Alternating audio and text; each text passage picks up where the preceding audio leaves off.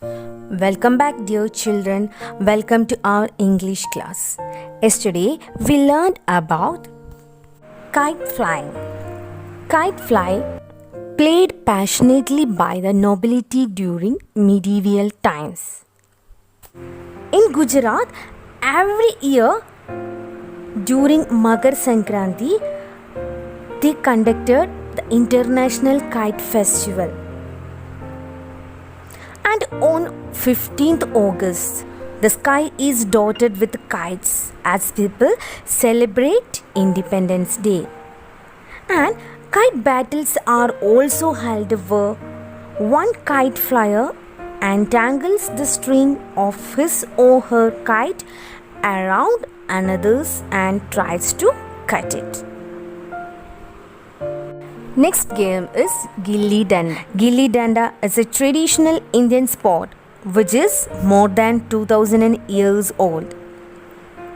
The game is played with the two sticks. The larger one is called Danda, which is used to hit the smaller one called Gilli. This is also played in Bangladesh, Nepal, Pakistan, Afghanistan, and even in Cambodia. This sport is considered to be an inspiration for newer Western games such as cricket, baseball, and softball. Children, today we are going to study about another popular game among children, that is Kit Kit or Stapu. Simple yet tricky, it tests the player's skill at balancing and aiming. A numbered grid is drawn on the ground.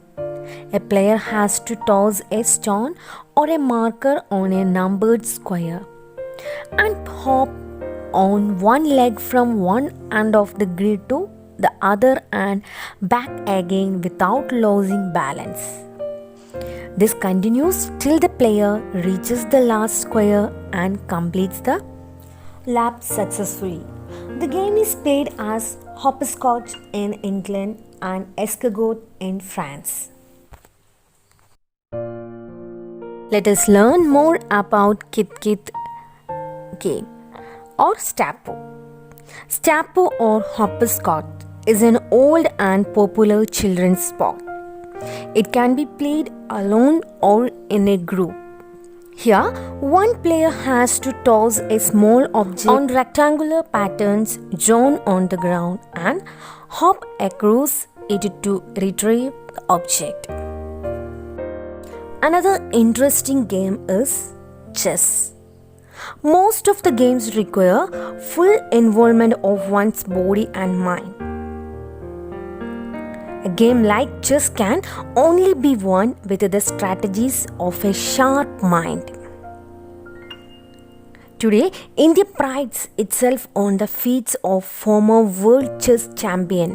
Who's that? Yes, Vishwanathan Anand and Grandmaster Koneru Hampi.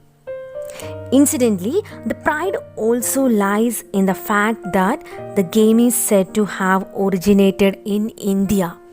Chess is originated in India. Ancient books like Ramayana and the Mahabharata call the game Chaturanga.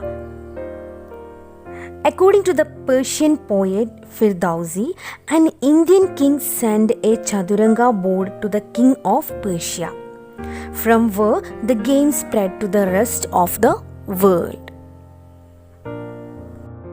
Let's see more about chess. Chess or Shatranj, its another name is Shatranj, is a traditional popular Indian game. The game is played between two players on a black and white checkered board.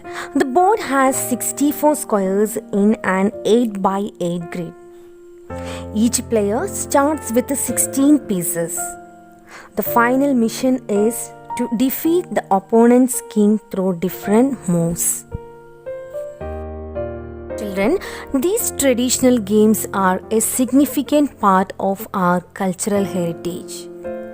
We play them to exercise our body and mind, to test our agility and skill, and most importantly, to have fun.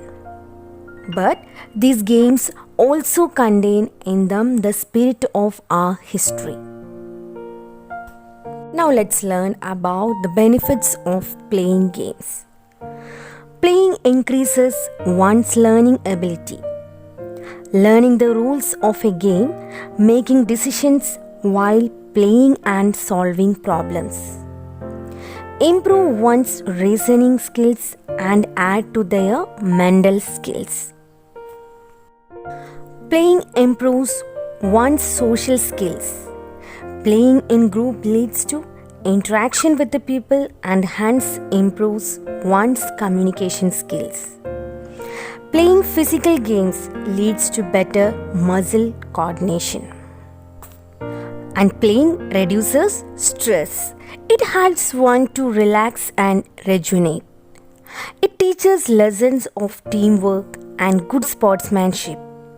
Playing in groups ensures teamwork between players and teaches the values of fair play and healthy competition.